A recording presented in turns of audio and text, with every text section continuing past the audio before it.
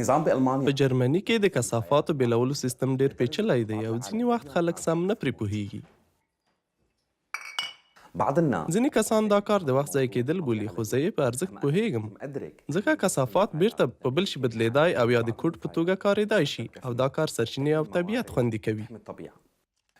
بالمدن په الكبيرة لوی ښارونو کې د کثافاتو 4 اصلي کانټینره یا سطلونه دي چې د هرې ودانۍ په شا کېښول شوي وي. الحاويات الصفراء زیړ رنګه کانټینرونه د پلاستیکي کڅوړو، د شیدو یا جوسو، د کوتیو او د قهوې د پاکټونو په شان د سپکو شیانو لپاره ځانګړي شوي دي. عندنا العبوات اللي بتكون مصنعة فيها القهوة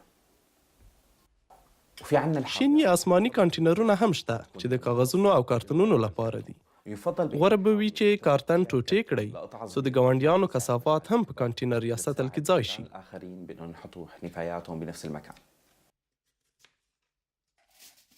حاوية مختصة بالنفايات البيولوجية وهي بسموها نسواري یا قهوه‌ایي کانټینرونه د عضوي موادو لپاره ځانګړي شوي دي. الطبخ وعندنا دا کانټینر یا سطلونه د اضافه خوړو، د قهوې دانو، ترکاریو او میوو لپاره دي. السوداء او الرمادية همداشان تور یا خړ کانټینرونه د هغو کثافاتو لپاره دي چې نه ریسایکل کیږي.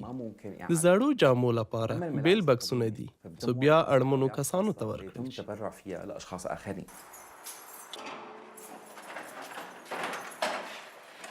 اما النفايات الكبيره د کور بیکاره فرنیچر یا برېښنایي وسیلو په شان غټ توکي په سړک نه پرېښول کیږي او باید د ریسایکل مرکزونو یا ویټس شوف ته ورکړل شي.